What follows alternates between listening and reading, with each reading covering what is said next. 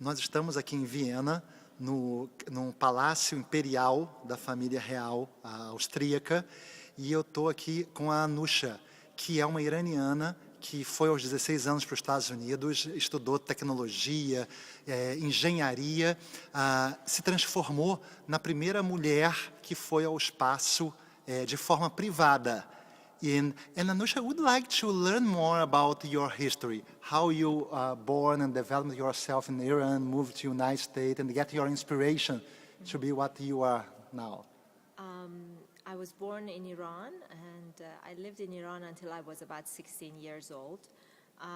My passion was growing up for space and going to space, and it started out when I was very, very young, and summer nights I would sleep outside on the balcony of my grandparents' home, and I loved just looking at the night stars and see them twinkle, and thought that perhaps maybe there's another girl out there looking back at me and watching me, or if there are other beings out there, and all the questions that sometimes you ask yourself about what's out there, why are we here, what's the place of our home or our planet in the entire universe. So all these questions about the origin of life is something that I always thought the answers are amongst the stars, and that attracted me to it, and I always wanted to fly and experience it personally. And it got me interested in actually learning more about the stars, and I got interested in math and sciences, and that's how my whole adventures in technology started. When I was 16, I left Iran and I came to the United States, always wanting to be an astronaut, but I found out that it was more difficult and didn't have all the right prerequisites for it. But then still didn't give up on the idea, just took a short detour for several years, and I started my engineering studies and became an electrical engineer, and built several successful companies, which in turn helped me to be able to realize my dream of going to stars. You went to Russia, right? Yes, I flew on the Russian Soyuz capsule. I spent about 6 months outside of Moscow training and preparing for this trip.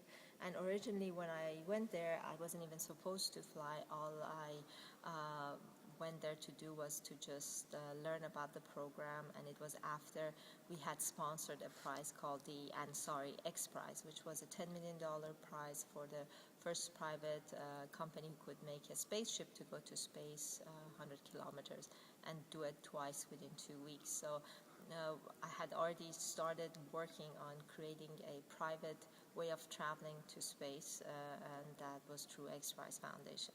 And later on when I went to Russia was to learn about orbital flights and training program. And the person who was supposed to fly, who was a Japanese businessman, actually developed some medical complication, and the doctors didn't feel that it's safe for him to fly. So they offered me to go instead of him because I was there and I had trained and I was ready to go. And of course that was like a dream come true for me, and I was at the right place at the right time, and I jumped on the opportunity, and that's how I went to space in 2006. And you stayed 11 days in the space. Yes, 11 days, 2 days on the Soyuz because it takes 2 days for the capsule to get to the space station, and then 9 days on the space station. And doing research and blogging, right? Yes, I did the first public blog from space, and I had to get permission from NASA to do it because the communication is usually just for friends and family, but I wanted to do a blog that's published. And after some, convincing, they said okay, and the first blog was published, and everyone read it, and a lot of people enjoyed it. And what's your advisory for people who want to change their dreams in reality? The first thing is that, when you have a dream, you have to believe in your heart that it will become true. If you have a dream but you tell yourself, it will never happen, well, guess what? It will never happen. But the first step is to believe deep down in your heart that it will happen. And once you have that deep belief inside of you, you know that it's going to come true, and somehow the universe will conspire, everything will come together to make it happen for you. And then you have to expect difficulties, expect hurdles, expect problems, but not be completely discouraged and give up. You have to work through them and try to resolve them and conquer them and move forward.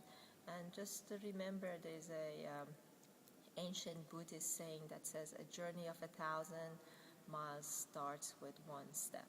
And you have to take those steps one at a time. Excellent. Thank you very much. Okay.